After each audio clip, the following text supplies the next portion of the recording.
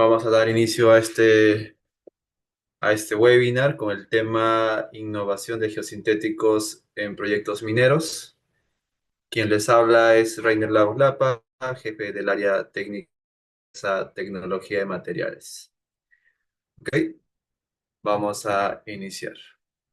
El temario de este webinar consta de una serie de soluciones en las áreas de geotecnia, tema de manejo de aguas y tema de geoambiente y un poco de estructuras, ¿no? Ok, vamos a comenzar con uno de los primeros temas, que es el tema de construcción en vías de acarreo minero. A lo largo de esta presentación vamos a hablar un poco sobre cuáles fueron las innovaciones en cuanto a geosintéticos o una mezcla de varias soluciones o productos que han hecho posible, pues, la ejecución de algún proyecto con algún desafío interesante particular que les iré comentando, y seguramente va a haber algunas dudas o consultas que lo podríamos solucionar o tratar de resolver al final de la presentación. Son soluciones que, bueno, en proyectos ejecutados, y vamos a ver un poco y conversar sobre cuáles fueron la problemática seguramente de este en particular y todo el problema, ¿no? Ok, acá tenemos el uso, por ejemplo, de las geoceldas y geomallas. Las geoceldas son estructuras tridimensionales, como se muestra en esta imagen de acá, ¿no?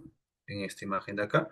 Ya el anterior webinar, el ingeniero César Oviedo habló sobre la aplicación de estas geoceldas, y dentro de las aplicaciones hay una en particular que es donde lo que se usa es para el tema de vías, ¿no? En este caso, vías o caminos mineros con el tema de las geomallas, cuyo propósito es la trabazón y la interacción. Pero hay algo en particular cuando tratamos o hacemos que estos dos materiales se combinan.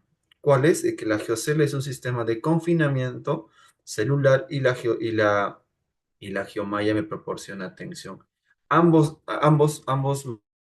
sistema interesante que me permite reducir las deformaciones o las solicitaciones, las presiones que actúan en una vía minera, por ejemplo, ¿no? La malla me aporta al tema tensional para restringir las deformaciones, al igual que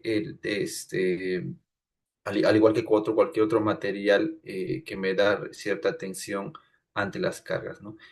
Pues vamos a hablar en particular este proyecto en específico de acá, donde es un proyecto que tiene la siguiente configuración, ¿no? Las geoceldas de una celda de 300 milímetros más 5 milímetros de sobrelleno, ¿no? Y 200 adicional, creando una estructura por encima de la capa de rodadura de casi 550 milímetros, ¿no? Adicional a una geomalla T7 y una geocela de metros, ¿no? Em, la función de este sistema en los caminos mineros es justamente reducir las deformaciones, y por tanto eso tiene como una consecuencia menores intervenciones en la vía, lo cual reduce el tema de los costos de mantenimiento, ¿no? En los caminos mineros muy pocas veces hablamos mejoramiento de subrasante, porque estas vías por lo general están en suelos competentes que pueden tener un CBR muy alto, ¿no? Entonces, eh, sobre eso normalmente se hacen tratamientos o un relleno masivo con material de desmonte, material de mina, que es básicamente granular, y sobre eso se hace la instalación de esta geocelda con una geomalla para el tema de reducir o darle una mejor serviciabilidad a la vía. Ustedes saben que en estas vías algún tema de la vía o restricción por un par de horas, eso es un tema de dinero o mucho dinero que puede involucrar, restringir una vía, ¿no? Y más aún las intervenciones. Entonces, lo que permite hacer este sistema es que la geocelda con la geomalla me permite tener confinamiento y tensión. ¿Ok? Y seguramente en los próximos webinars ya vamos a hablar sobre cómo influye el tema del confinamiento o el tipo de geocelda o la abertura de la geocelda para diferentes solicitaciones de carga. ¿Ok? Al igual que la geomalla, ¿no? Este es un pequeño approach, una pequeña introducción de lo que se va a venir en los próximos webinars con mucho más detalle. Yo lo que voy a hacer es un resumen de las diferentes soluciones en diferentes áreas de la ingeniería, ¿no? Entonces, por ejemplo, acá tenemos otro caso. Acá tenemos un caso en una mina donde se ha usado solo geocelda, ¿no? Acá se usó geotextil no tejido y geoceldas de 30 centímetros, como se muestra en la imagen. Esto es un geotextil que está de la línea azul, un geotextil no tejido para un tema de separación entre el material de la subrasante y el material granular colocado dentro de la geocelda. Acá se colocaron dos tipos de geocelda de 30 y 20 centímetros. Una geocelda con un confinamiento o con una abertura ideal para el tema del tipo de equipo, la cantidad de pasadas y el tiempo de vida a la que se quería dar a esta vía o este hot roll, ¿no? ¿Influye mucho la geocelda? Claro que sí, por el grado de confinamiento y el aporte de una cohesión aparente en el tema de las rigideces y el tema de módulos que se podrían mejorar dependiendo mucho del tipo de geocelda, ¿no? La idea acá es usar material triturado, un desmonte de mina que previamente ha sido seleccionado o donde se ha establecido un uso granulométrico para el tema del relleno, ¿no? Y bueno, acá se tuvo muy buenos resultados. Esto fue un piloto que se desarrolló para que esto se pueda ejecutar a escala, ¿no? O algo masivo. Y el piloto tuvo muy buenos resultados. Incluso si hubo un tema de comparativo, de servicialidad, de cuanto a la vía con y sin geocelda, ¿no? Entonces, los grados de deformaciones que se han generado con la geocelda han sido bastante mínimas y es por eso que esto ya en esta mina lo vamos o se va a ejecutar ya en tramos, ya no para pilotos, sino en tramos que propios de la operación de la mina, ¿no? Entonces, esto es dentro de lo que se ha podido avanzar en los hot rods con geoceldas y geomallas y adicionalmente geotextiles, ¿no? ¿No? El tema de los riesgos geológicos o mitigación normalmente estamos asociados a dos tipos, ¿no? Lo que son soluciones de protección y soluciones de estabilización, ¿no? Ah, tenemos, por ejemplo, soluciones tipo cortina, sistemas tipo drape, que las mallas estén casi paralelos al talud, ¿no? Para el tema de evitar algún desprendimiento de alguna roca que podría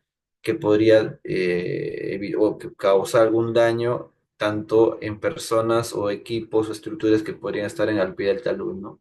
Son soluciones que permiten mitigar o cambiar la trayectoria de impacto, ¿no? Un claro ejemplo de esto es la Costa Verde, por ejemplo, aquí en Lima, ¿no? Tenemos las barreras contra caída de rocas, ¿no? Las barreras dinámicas. Contra flujo de detritos también, ¿no?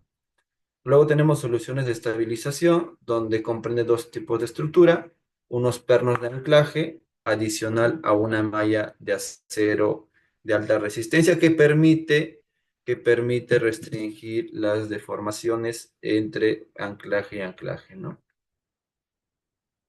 Un caso, por ejemplo, tenemos una barrera contra flujo de detritos, esto también es una mina donde tenía el problema, por ejemplo, de la quebrada, que bueno, hubo un evento hace un par de años eh, y bueno, ha causado algunos daños en sus instalaciones y tenía que ellos plantear una solución que pueda mitigar estos daños, ¿no? Entonces se ha instalado estas barreras contra contra flujo de detritos, ¿no? Igual acá, ¿no? Y acá justamente se ve, ¿no? Se ve el antes y el después aquí en esta unidad minera. Y acá ya con estos depósitos o este relleno, estos sedimentos ya acumulados en la parte posterior de la barra, esto va a tener que ser removido o limpiado previamente, no en su totalidad, ¿no? Tal vez se va a tener que remover y hacer algún tema de reparación de algún material o accesorio que podría haberse dañado, ¿no? Y hay que hacer las revisiones pertinentes para ver si esta barrera puede soportar otro evento, y lo cual es lo ideal, ¿no? Los sistemas de anclaje, ¿no? Los pernos, y esos son también forman parte de una evaluación.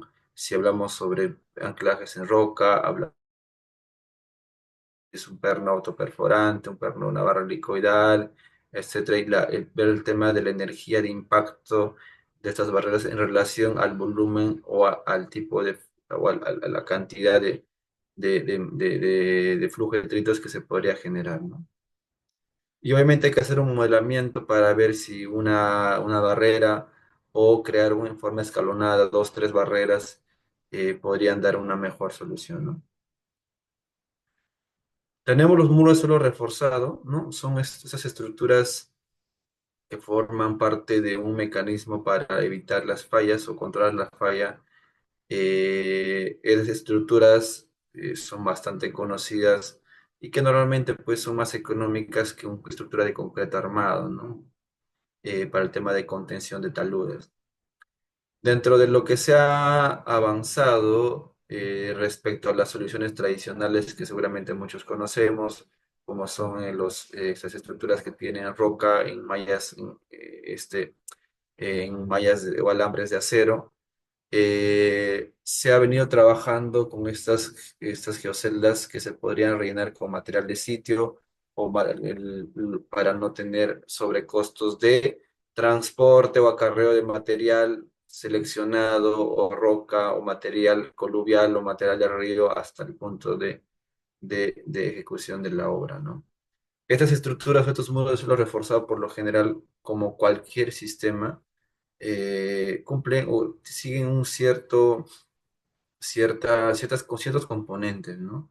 Estas mallas, que son las que generan tensión, dan el refuerzo a la estructura, este suelo o este paramento que me permite dar la verticalidad o la inclinación o la forma del paramento, y obviamente el relleno también tiene que estar acorde a qué tipo de solicitación va a estar hecha, ¿no?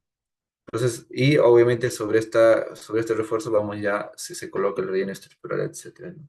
Estas geoceldas, vamos a hablar bastante de las geoceldas a lo largo de este webinar. Ya vamos a entrar a algunos proyectos seguramente en específico. Por ejemplo, las geocelas conforman el paramento junto con unas mallas de refuerzo, ¿no? Unas mallas que pueden ser uniaxiales o pueden ser incluso tanto de HP o de poliéster, ¿no? Bueno, las tensiones normalmente y la separación de estas mallas están en relación a un diseño, ¿no?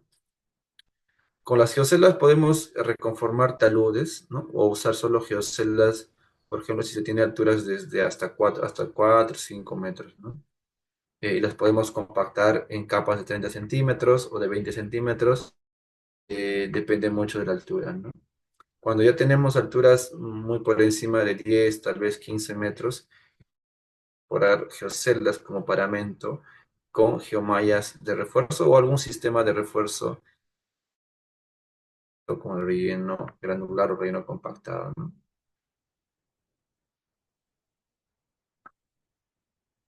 ¿Ok? Luego tenemos estas estructuras diques de suelo, diques que se podrían usar también con geoceldas y con material de sitio. Lo interesante de la geocelda es que en algún punto se puede optar por usar solo material de sitio sin necesidad de establecer un uso granulométrico que podría en el proyecto a veces hasta encarecer, ¿no? ¿No? Entonces, esa es la finalidad de las geoceldas. Ahora, algunos proyectos en específico, por ejemplo, tenemos este muro solo reforzado para una planta ADR, ¿no? Es un muro alrededor de 8 o 10 metros, y rellenada con material granular, el mismo que conforma o que va a estar en contacto con las geomallas, ¿no? Tenemos este suelo, este muro para un pad de lixiviación, ¿no? Para un tema de recrecimiento del pad, es en una mina al sur. Este es un muro de casi 15 metros, es uno de los muros más altos con geocelda aquí en el Perú, ¿no? Geoceldas de 20 centímetros. Acá en este muro se ha colocado un suelo cemento, por ejemplo, en la primera fila de la geocela, con la finalidad de acelerar el proceso de compactación y de conformación de las geoceldas y de la geomalla que se han colocado entre capas, ¿no? Y ustedes pueden ver justamente aquí la geocelda y las geomallas que sobresalen entre celda y celda, ¿no? Una de las cosas acá, porque en este proyecto en particular, es de que se había previsto colocar una estructura con enrocado, o paramento enrocado, como se le conoce gaviones, por ejemplo. Pero en la zona no había disponibilidad de material pétreo, ¿ya? Esa era la limitante. Entonces el cliente, los costos de movilización, de selección, de explotación de la cantera y el transporte eran, pues, eran algo que el cliente no lo tenía previsto. Entonces acá se optó por esta estructura de geocelda y se ha optado, se ha usado el mismo material y se ha conformado. Y bueno, ha instalado, o sea, está funcionando muy bien y es uno de los muros más altos que se tienen, ¿no? En cuanto a la minería. Este es un muro casi a 85 grados, ¿no? Luego tenemos este muro para el acceso a una vía, a una mina, perdón, está para reconformar una vía que ya tenía problemas de inestabilidad y la idea era justamente garantizar la transitabilidad de los camiones o vehículos que van a mina. Entonces tenía la necesidad la mina pues de asegurar que esa vía sea transitable sin ningún inconveniente, ¿no? Entonces se ha hecho esto, como pueden ver ustedes, hay un tema de protección ribereña con enrocado y posteriormente se ha hecho la conformación de este muro de suelo reforzado, ¿no? Y pues, ustedes pueden ver que aquí las geoceldas para muros de suelo reforzado, por ejemplo, ya vimos la necesidad de que estas estructuras sean previamente cortadas, ¿no? Entonces ya lo que se hace en campo es obviamente ya, perdón, en planta, se entrega cortado y obviamente se coloca unas armaduras o varillas para que se asegure. Posterior a eso coloco el relleno y hago la compactación en capas. Estas varillas son reutilizables, no son varillas de acero, que simplemente tienen la función de asegurar la abertura. Coloco el relleno y ya ahí procedo a la conformación, ¿no?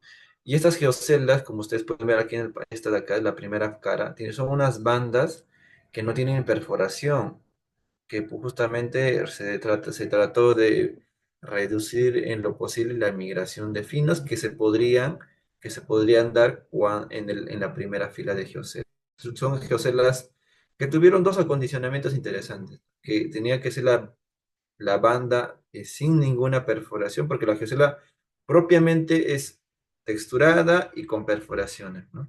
Pero en este caso se optó por que la banda sea lisa, sin perforaciones, y que la geocela sea cortada. ¿Por qué cortada? Porque eso me permite tener menor merma, ¿no? O sea, menor desperdicio, porque si en dimensiones estándares voy a tener mayor desperdicio y esa es la finalidad, era no reducir, pues, optimizar el costo de la propuesta, ¿no? Entonces, este es un muro más o menos también de 12-13 metros a 85 grados, que está en la localidad de La Libertad, Trujillo, perdón, no Trujillo exactamente.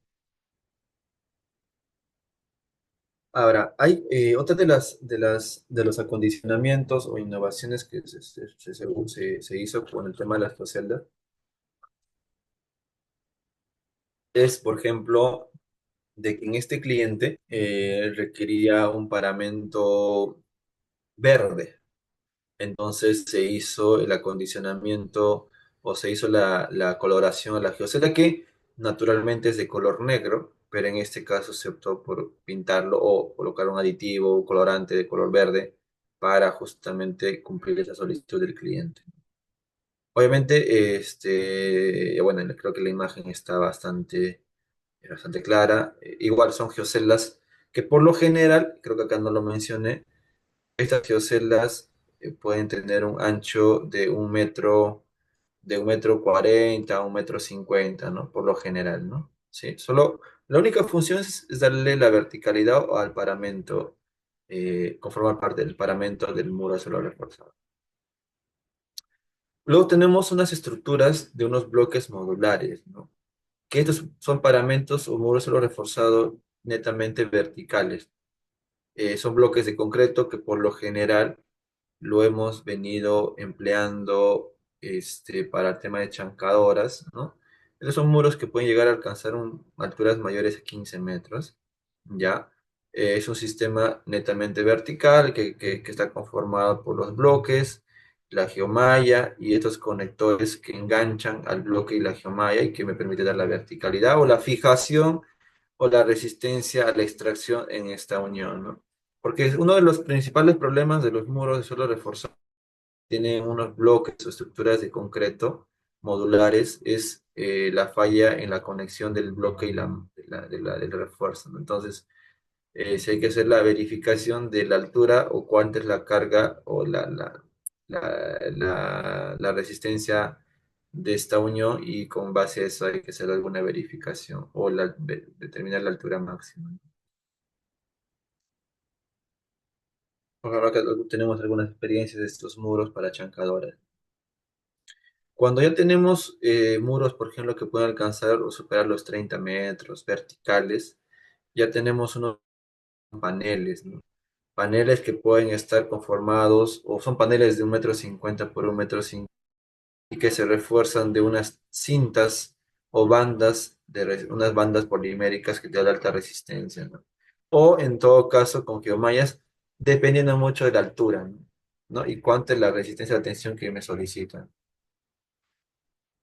Bueno, tenemos algunos ejemplos de estos paneles. Entonces, ¿se puede adecuar el tipo de paramento respecto a la altura del muro? Claro que sí, ¿no? Entonces, como pueden ver, no existe un único paramento, ni tampoco un único tipo de refuerzo, como son las geomallas, para tratar de estabilizar un talud con estos sistemas, ¿no?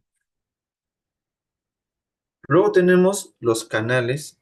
Aquí es donde hubo cierto, bueno, ya hubo un tema de masificación de las geoceldas, y volvemos a hablar acá de las geoceldas, en tema de revestimiento. Seguramente muchos de nosotros hemos visto, o hemos sido partícipes de veces de canales, de construcción de canales de mampostería o concreto armado. Eh, eh, ya necesitamos ver otras alternativas, otras opciones al día de hoy que me puedan brindar una optimización a nivel de costos y una optimización en cuanto a plazos de ejecución. Ya, me pueden brindar una optimización en plazos en costos y en temas de tiempo, ¿no? Hay algo que las geoceldas en canales, como la foto anterior se muestra, ¿no? Y acá vamos a ver un comparativo, ¿no? Las geoceldas, por ejemplo, no necesitan encofrado, no necesitan refuerzo. Su durabilidad está sujeta al tipo de concreto, hace más de 100 años sin ningún problema, ¿no? En concreto reforzado hay que ver el tema de la corrosión o el tema de la corrosión del acero, que es natural que se da en el tiempo, ¿no? Para estas estructuras. El tema de las puntas de dilatación no necesita la geocelda, ¿no? Porque justamente este es un sistema discretizado, ¿no? Que está conformado como un panal de abejas, ¿no? Que vamos a hablar un poquito más adelante. El tema de la tolerancia a la distorsión es un sistema semiarticulado, ¿no? Que me permite cierto grado de desplazamiento, asentamiento, para adecuarse a la condición del terreno, ¿no? Bueno, el slam del concreto, bueno, depende mucho de la inclinación, por ejemplo, del talud donde se va a dar o se va a revestir el canal. No es lo mismo colocar un concreto en un talud 0,5 en uno, o en un canal 1 en uno, 0,3, ¿no? Luego, estas geocelas no necesitan un equipo especializado, ¿no? Lo interesante de estas geocelas es de que mm, eh, no requiere mano de obra calificada, al menos para la instalación. Lo que sí me requiere para una estructura de concreto armado, porque son trabajos de acero, madera, etcétera, ¿no? Que sí requiere un poquito más de, de experiencia, ¿no? Las geoceldas en general, y no solo para canales, sino para todas las otras dos cosas que vimos de, de, de vías de acarreo y el tema de muro de suelo reforzado, se disponen desde 50 a 30 centímetros, ¿no? Y es por eso que hay esa cierta amplitud o rango de alturas que me permiten dar la aplicación, tener una aplicación bastante versátil. Entonces, igual a la abertura, ¿no? La abertura también es importante, ¿no? Ahora, ¿cuáles son las diferentes soluciones que podrían complementar a GeoCelda para para el tema de canales? Bueno, canales vegetados. Obviamente están asociados estos canales vegetados a flujos subcríticos, a velocidades que podrían estar muy por debajo de 1.2, 1.1 metro por segundo, ¿no? Ahora, ¿cuándo uso vegetado? En minería a veces pues el cliente quiere, mientras obviamente las condiciones hidráulicas satisfacen o se adecúan a hacer un canal vegetado, bueno, muy bien, ¿no? ¿Por qué? Porque a veces el concreto visualmente pues crea ese impacto, a veces algunos clientes o en la minería, entonces se pueden crear unos canales vegetados, por ejemplo, para un tema de un cierre, ¿no? Sobre una estructura impermeable como es una membrana, por ejemplo, ¿no? Tenemos canales, por ejemplo, con Shotcrete. Este es uno de los canales más grandes que se tiene aquí en Perú, en una mina que está por el sur, ¿no? Este es un canal que tiene más o menos 85, 90 cubos, un metro cúbico por segundo de caudal. Bueno, al día de hoy es el canal más grande revestido con geocelda. ¿Ya? Y creo que por la proporción acá, bueno, la proporción se puede identificar claramente por la altura de las personas. Tiene más de casi 3 metros de altura y de base también del canal. Este es un talud de 0,5 en uno, ¿ya? Y ustedes pueden, 0,3, perdón, 0,3 en uno. Y acá una de las limitantes era justamente de, el tipo de concreto, si se optaba por concreto premezclado, concreto o shotcrete, ¿no? Entonces, se optó por shotcrete, ¿por qué? Porque el grado de inclinación me complicaba hacerlo con concreto por gravedad. Y más aún que algunos taludes eran rocosos. Entonces, el aprovechar la roca con el shotcrete, porque hay muy buena adherencia, permite también acelerar el proceso de revestimiento. Entonces acá se usó shotcrete en ambos taludes, se colocaron geoceldas de 10 centímetros y en la base, justamente por tener un mayor arrastre o resistencia al corte hidráulico, se optó por una geocelda de 15 centímetros, pero ya no era con shotcrete, sino con concreto por gravedad, ¿no? Como se muestra en la imagen derecha. Entonces, eh, ¿se pueden usar geoceldas con shotcrete? Claro que sí. Eh, Ahora, ¿cuál es la limitación? O vamos a decirle cuál es lo que no se debería hacer, por ejemplo, ¿no? Si ya coloco shotcrete, no debería colocar algún material que interfiera en la adherencia, por ejemplo, un geotextil. Un geotextil tiene un área de recubrimiento al 100%. Pues eso no se puede colocar porque no se va a adherir el shotcrete al geotextil. Entonces, la idea es que se diera a la roca, al talud de corte, ¿no? Que por lo general aplica o existe muy buena adherencia con la roca. Este es un video, vamos a ver el video para que ustedes puedan tener mayor panorama.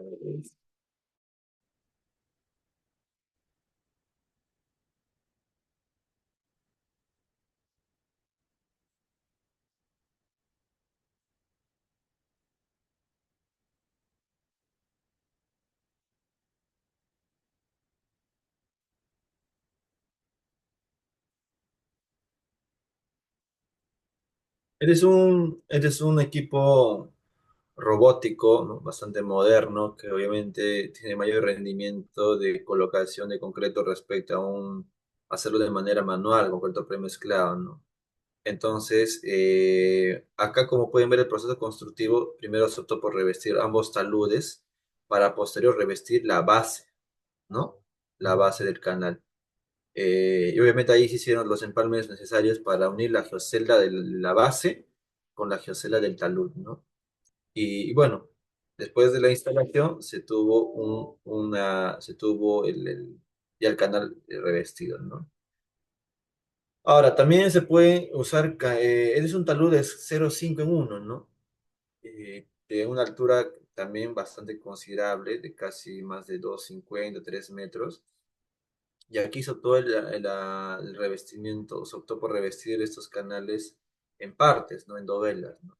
Y aquí es importante mencionar de que estas estructuras,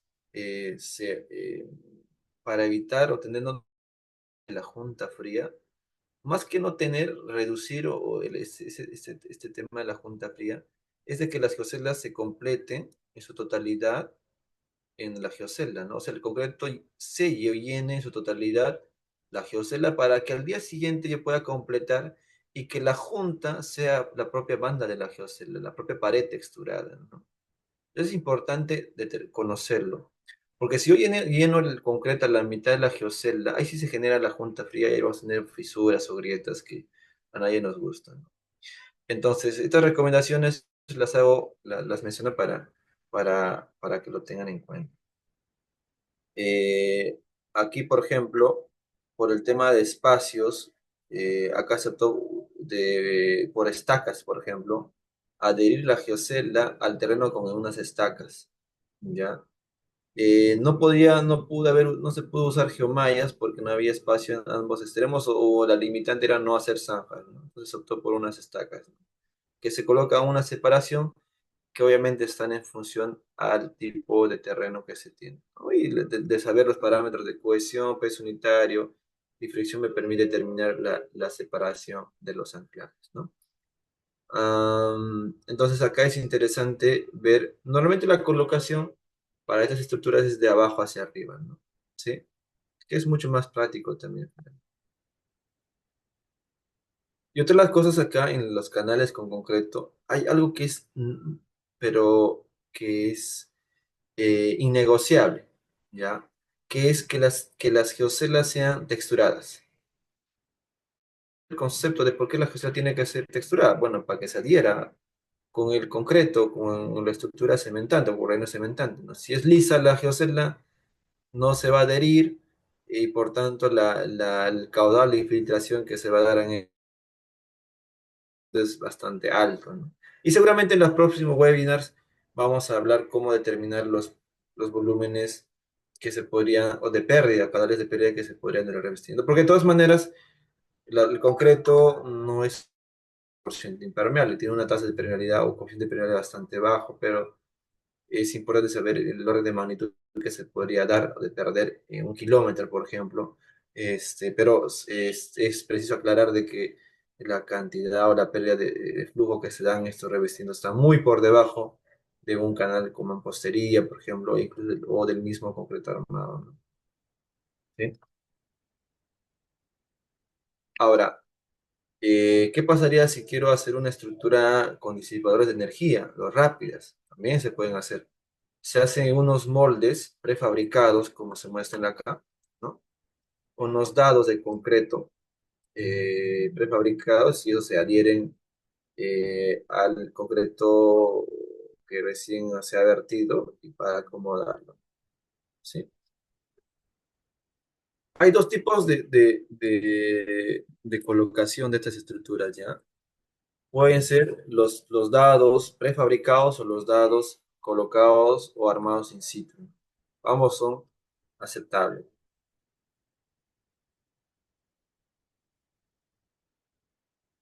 ¿Ok? Hasta acá. Ahora, otra de las soluciones que estamos bastante trabajando, por ejemplo, es las mantas de concreto. ¿Cuándo usar una manta de concreto? Y tal vez seguro para muchos esto es novedoso. Eh, por ejemplo, ¿no? Hay algunas minas donde quieren pues una cierta rapidez. O sea, si hablamos de que la geocel y el concreto es mucho más rápido que un concreto armado, que una mampostería, Algo más rápido que es de todas esas soluciones es el concreto que viene en rollos, ¿no? Entonces, finalmente, esta es una estructura que está conformada por geotextiles y una mezcla de cemento y arena. La geomembrana que se menciona acá es opcional, ojo, ya no forma parte necesariamente de la manta de concreto. Estas mantas vienen en anchos de 1 a 5 metros y por largos de hasta 20 metros. ¿Ok? Se puede tener un área de casi 100 metros cuadrados. ¿Cuándo usar estas mantas? Bueno, cuando quiere o a veces quiere revestir a una mayor rapidez por un tema de contingencia o de emergencia, o incluso cuando pues en las zonas, en los proyectos mineros, el conseguir concreto pues me es carísimo, ¿no? Si bien es cierto, la geocela me permite reducir los espesores de volumen de concreto de un respecto a, a uno de mampostería o concreto armado, pero sigue teniendo concreto optimizado, todo, pero sigue teniendo concreto. Entonces, en algunos casos particulares, en minas donde, por ejemplo, se puede conseguir pero concreto, pero con altos costos, podríamos trabajar estas mantas, ¿no? Que estas mantas vienen entre espesores de 7 a 12 milímetros, ¿no? Y que obviamente vienen en rollos, pero cuando uno lo cura, coloca agua, ya agarra una resistencia a la compresión que puede alcanzar los 80 megapascales, ¿no? Entonces sí es importante, y estas mantas también tienen un estándar, un ACTM, donde me establece los criterios de uso de cada uno, tipo de espesor, dependiendo de la velocidad o de la resistencia al corte generado en el revestimiento, ¿no? Se tiene espesores de 7, 10, 12 y hasta 14 milímetros de espesor, ¿no? Como ven, es una lámina muy delgada eh, que se agarra resistencia cuando se coloca o se hace el curado respectivo, ¿no? Bueno, acá se ve una imagen donde se muestra la geocelda, bueno, las mantas tanto en taludes y como en canales, ¿no? También tenemos canales o cunetas pequeños, ¿no? La diferencia, por ejemplo, como pueden ver, es que aquí la instalación se hace en forma transversal o también se puede hacer la instalación en forma longitudinal. De qué depende? Bueno, cuánto es el perímetro del canal y cuánto es el ancho del rollo, ¿no? Para optar por el uno u otro método. Obviamente ambos, pero la ventaja de colocarla en forma longitudinal es de que se tiene menos juntas, ¿no? Es menos juntas hacerlo en forma transversal, hacerlo en forma transversal, ¿sí? Eso también hay que tomarlo en cuenta.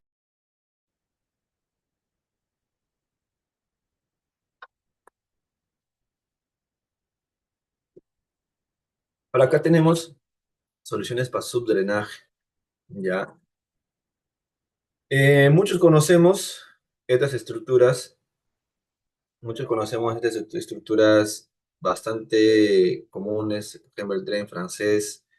Tenemos el avance o cómo ha ido mejorando, creciendo, modificándose en función a las tecnologías que han ido entrando al mercado, ¿no? En cuanto a subdrenaje, ¿no? Todos no tejidos, los geotextiles tejidos, los geocompuestos, las tuberías de HDP, corrugada doble pared. Y mira, tenemos desde de una zanja bastante convencional,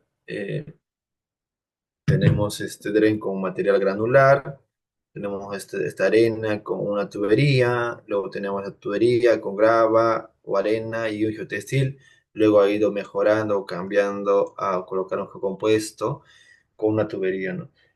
Pero, y cuál es el siguiente paso? ¿Y cuál sería acá el número 6, por ejemplo, si queremos poner de esa manera, ¿no? ¿Y cuál es lo último?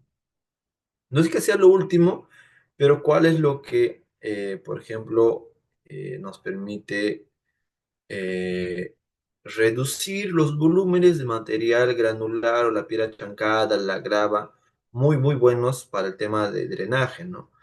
Y acá venimos a los mismos, ¿no? O sea, lo que vemos es costos y tiempos y ver la posibilidad de que yo pueda usar algún material así que permite reemplazar un material selecto, seleccionado como la grava, pero que cumple la misma función hidráulica, que cumple el mismo requerimiento hidráulico.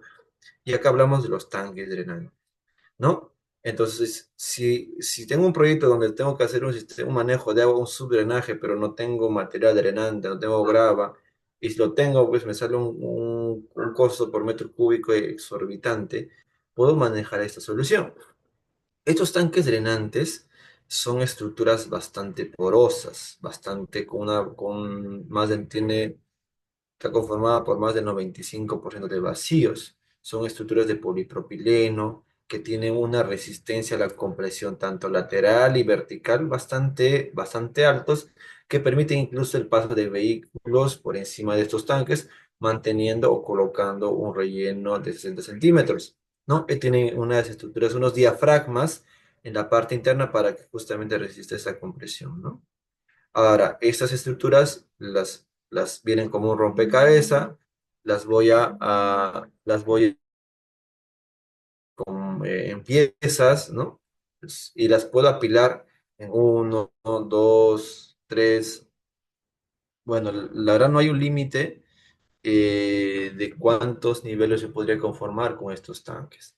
¿Cómo se instala o cuál es la función? Estos tanques, al tener una relación de vacíos bastante alto, tengo que yo colocarlos, forrarlos con un geotextil no tejido, sino para evitar la migración de finos, ¿no? Estos tanques, para que tengan una idea en dimensión, tienen más o menos unos 40 centímetros de ancho, un largo de 69 centímetros y casi 45 centímetros de altura. ¿Qué pasaría si estos tanques, para la condición del proyecto que ustedes están evaluando, es muy grande? Tiene un volumen de 120 litros. Ya obtenemos estas celdas drenantes que tienen de 2, 3 hasta 5 centímetros de espesor. Ya son estructuras muy rígidas, muy permeables, que lo podría usar incluso para un paso peatonal de manera temporal. Ahora, cuál es el avance también que se tuvo en cuanto a estos tanques de un desarrollo tecnológico? Es de que ya no solo tengan diafragmas internos, sino que tengan unos sistemas, unos tubos en su estructura para que incluso pueda soportar más presión. La, el que tenga una mayor resistencia a la compresión depende mucho del tipo de diafragma, la cantidad de diafragma, y en este caso hasta colocar unos tubos que no hacen que pierda sus propiedades hidráulicas, simplemente se coloca para dar una mayor resistencia, ¿no? O sea, acá tenemos tres estructuras que pueden usarse para un tema de subdrenaje en cuando no tenga un material selecto como es la grava. Ya es usar estos tanques con diafragmas, placas o estos tanques con unos tubos internos o estas celdas drenantes que tienen una menor área hidráulica, ¿no? Un proyecto donde se puedan ustedes visualizar en este, por ejemplo, donde se ha colocado estos tanques, más o menos unos 6 tanques, 3 niveles, 2 columnas para este proyecto, donde se ha colocado adicionalmente una membrana para evitar que el flujo pueda movilizarse en el lado opuesto, ¿no? En este caso, si queremos dibujar en esta zona de acá, ¿no? Reduce la movilización del flujo, entonces solo permite que eh, se movilice a través o en paralelo a los tanques, ¿no? Estos tanques se forran con un geotextil, como pueden ver ustedes, porque es obvio que no puedo dejarlos así, sin geotextil, porque los finos comienzan a ingresar, pierde sección hidráulica, pierde desempeño, pierde eficiencia, y obviamente eso no es lo que se quiere para el proyecto, ¿no? Ahora, el tipo de geotextil también se diseña. Se sabe que el geotextil, dentro de sus aplicaciones, se tiene, o sus usos es el tema de drenaje, el tema de filtro, de refuerzo, separación, etcétera. Entonces es importante definir el tipo de geotextil en cuanto a su abertura, principalmente para evitar que pueda el suelo adyacente pueda colmatar ese geotextil, ¿no? En algunos casos, cuando yo tengo un suelo muy fino que va a estar en contacto con el tanque o caja drenante, puedo colocar un material de prefiltro, que no necesariamente va a ser grava, sino puede ser una arena fina, arena gruesa, ¿ya? Para que no, una arena gruesa para que no es como algo así, ahora lo voy a dibujar acá, tal vez, para que se pueda ver. Tengo el tanque drenante acá, ¿no? No se pudo haber colocado uno o dos tanques. Arriba está el suelo. Ay, perdón.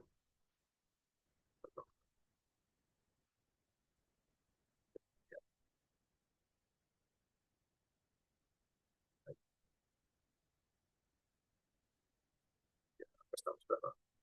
Decía, se puede colocar este tanque. Se puede colocar arriba. Tengo el terreno, ¿no? Lo forro con geotextil. Lo forro con geotextil. Y eventualmente yo puedo colocar un material de prefiltro acá. Un material de prefiltro en todo en los extremos nada más. Más o menos a un espesor de punto 15 o punto 10, punto 15, aquí en esta zona, ¿no? Ahora, si yo quiero que esta zona sea impermeable, lo puedo añadir una membrana en esta cara de acá, ¿no? ¿Sí? Como se muestra en la imagen. Entonces, y tres niveles de tanque. Acá se colocó tres niveles. ¿Se puede hacer más niveles? Sí, claro que sí. Hay que hacer obviamente, determinar la altura total de la excavación para interceptar las líneas de flujo determinar la posición de la línea de flujo para ver cuánto es la excavación que se tiene que hacer, ¿no? Entonces, creo que con esta imagen se ve claramente la aplicación de estos tanques grandes que, para resumir la idea, me permite reducir los volúmenes de material drenante en zonas donde pues esto es complicado conseguirlo, ¿no? Luego tenemos los geosintéticos para el tema de impermeabilización. Acá tenemos algunos desarrollos que se ha venido trabajando. Lo que ustedes ya conocen o se conoce son membranas de HDP, LDP, que se pueden fabricar entre anchos de 7 a 850, entre espesor de 0.5, 0.75, 1 milímetro, 1.25, 1.50, 2, 2.50 y 3 milímetros, ¿no? Ahora, de los desafíos en la ingeniería, por ejemplo, en los pads, generalmente es determinar la estabilidad en la interfase, ¿no? Entre membrana, texturada o lisa y con el depósito, ¿no? Entonces, muchos se hace, o para determinar la estabilidad de esta estructura en la interfase, se hacen ensayos de corte directo, ¿no? Entonces, eh, eh, cuando yo quiero incrementar las propiedades de interacción entre la geomembrana y el material circundante, o en este caso puede ser un material de baja permeabilidad que se coloca por lo general debajo de la geomembrana, o el over que se podría colocar encima de la geomembrana. Hablamos de que en membranas texturadas, por ejemplo, se manejan estándares mayores a 0.4 milímetros de aspereza. Es decir, tiene aquí la membrana y se coloca acá una aspereza, que puede ser simple texturado o doblemente texturado en ambas caras, ¿no? Entonces, la aspereza es este valor de acá, ¿no? La corrugación, que por lo general es mayor a 0.4. Pero ¿qué pasaría si esta aspereza incrementa hasta 0.6, 0.7, 0.8? Es decir, o sea, vamos a tener una aspereza mayor. Y tener una aspereza mayor involucra un mejor comportamiento de interacción. Y un mejor comportamiento de interacción de la membrana con el material es que me va a tener o va a tener mejores en cuanto a la estabilidad, ¿no? Principalmente la interacción, que la interacción de la membrana con el relleno es uno de los principales planos de falla, ya sea en los pads, por ejemplo, o en los depósitos montes, donde queremos colocar relleno. Ejemplo, voy a hacer acá un dibujo, ojalá se entienda. Tengo esto, tengo esto, tengo esto, el terreno, suelo, y acá tengo el depósito que se va a colocar, que se va a apilar, ¿no? Entonces, en algunos casos, pues, por algún requerimiento ambiental, etcétera, me permite o tengo la exigencia de colocar una membrana acá, ¿no? Una membrana acá.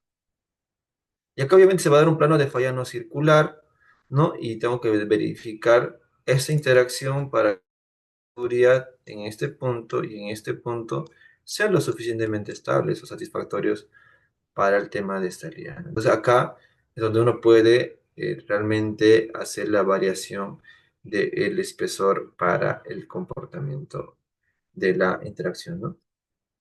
Ojalá que esta parte se haya entendido, ¿no? Entonces se puede fabricar espesores hasta o mayores incluso hasta 0.8, 0.9 de aspereza, ¿no? Tanto en membranas de H y sí, en H en el. Ahora, otro de de las variantes que tiene la geomembrana, ¿no? No es algo que se suele usar, por ejemplo, en el mercado peruano, en proyectos, es de tener membranas conductivas, ¿no? Sí. Bueno, ya es esto, el HLL es algo que mucho se ha usado, se viene usando. Las especificaciones estándares de la membrana HP es GM13, de la membrana LP GM17, ¿no? Y acá ustedes pueden ver, visualizar una serie de ventajas que se tiene de la membrana. Una de las ventajas de la membrana LP es su flexibilidad, su buena resistencia a la locación multiaxial mayor al 30% respecto a una HP que es un poquito más rígida, pero que tiene unas mejores propiedades de durabilidad o de resistencia contra productos químicos. La membrana conductiva me permite hacer ensayos geoeléctricos, o sea, una membrana conductiva para detectar algún punto de punzonamiento o algún tema de daño en la membrana que se ha dado tanto en el proceso de, de transporte de los rollos a la obra o durante el despliegue de los materiales. Entonces, las membranas conductivas me permiten uno, hacer ensayos geoeléctricos y dos, es que me dan una mayor confiabilidad de determinar el grado de daño que se podría haber dado en la etapa de la instalación de la geomecánica. ¿Ok? Ya, acá internamente me dicen que vamos a ir un poquito avanzando para tener preguntas que seguramente van a haber al final, ¿no? O espero que haya preguntas. Acá tengo el raincoat, ¿no? Que es más que una membrana de no, puntos de 5 hasta 1 milímetro. Son membranas que se colocan de algo temporal, ¿no? Para reducir el volumen de tratamiento de agua ácida, ¿no? Son membranas, repito, que se pueden colocar control de calidad en la soldadura porque no se sueldan, por lo general solo se traslapan y se colocan unos lastres para evitar que el viento se lo lleve. Se pueden fabricar en colores también, en negro, en blanco y en verde, que en algunos clientes lo solicitan de esa manera.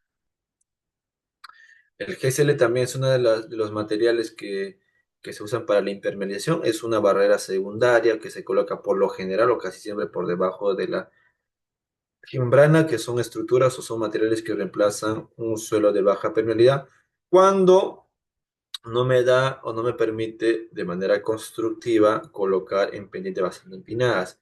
Uno de los avances o desarrollos que se está teniendo del GCL es tener GCLs reforzados en el sentido de que se tenga una capa de geotextil no tejido, en la parte central es la bentonita, y en la parte inferior se coloca en la parte inferior un geotextil no tejido, la parte inferior, y para superior, la parte inferior es un geotextil no tejido más un geotextil tejido, ¿ok? Es un geotextil tejido, acá se tiene la bentonita, ¿no? Es solo que que se expande, ¿no? La bentonita. Y obviamente hay un sistema también que se tiene, ¿no? Un sistema de agujado. GCL reforzados con sistema de agujado y una capa inferior compuesta me permite tener un mayor al peeling y por ende una mayor resistencia al corte interno. ¿Ok?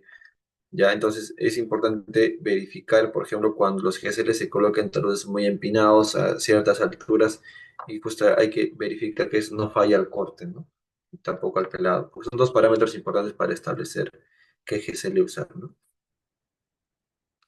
Tenemos la desecación de relaves con tubos de geotextil, ¿no? Esto lo voy a pasar un poquito más rápido. Tenemos estos estructuras que están hechos de geotextil, de polipropileno o de poliéster, que permiten dos fases, ¿no? La parte sólida y la parte líquida de un relave con la finalidad de que de eh, reducir los volúmenes o el porcentaje de humedad, reducir la densidad con la que ingresa el relave, se da un proceso de exudación o de secación, hay un proceso de filter cake que se da en todo el contorno del tubo, ¿no? Entonces acá hay varias fases que se puede mencionar, la parte tensión, separación y desecado, ¿no? Esos tubos se pueden emplear tanto para una parte operativa o tanto para un tema de cierre o para incluso hacer algunos diques con diques temporales con relave, ¿no? La idea es reutilizar relave para hacer unas estructuras con tubos, ¿no? Con estos tubos de geotextil.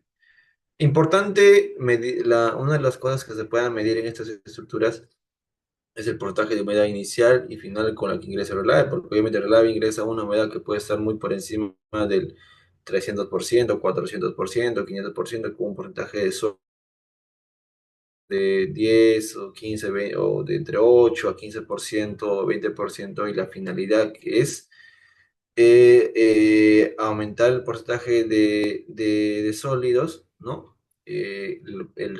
Aumentar la densidad del relave, se va a desecar y hay que hacer algunos controles o parámetros de medición, como eso es el contenido de sólidos totales, tanto inicial y final. Y este es un proceso de dewatering que se suele tener en los tubos, ¿no? Como el geotubo se llena por grado en varias fases, hay un tema de dewatering y refilling, ¿no? Que es la segunda parte de llenado. Llena el tubo, hay un dewatering, ¿no? Se llena al menos en varias fases, ¿no? No hay una cantidad exacta, pero es tantas veces sea necesario tengo que llenar el tubo como para alcanzar la altura ideal del tubo, ¿no? Como se muestra en la imagen. El tubo tiene unas estructuras, unas bocas de llenado. Pueden tener dos, tres tubos, dos pues, bocas, y en largos también pueden tener, no sé, pues 20, 30, 40 metros de largo, y se llenan con unos tubos, se llena bueno, una manguera, pero llena esta estructura tubo con una presión que también por lo general las presiones pueden estar muy por encima de 5 8 kPa, valor mínimo, ¿no? Y también la forma que se va a dar del tubo involucra, la forma final es en función también o incide cuánta es la presión con la que se está colocando el relave. Tenemos coberturas de cierre definitivo.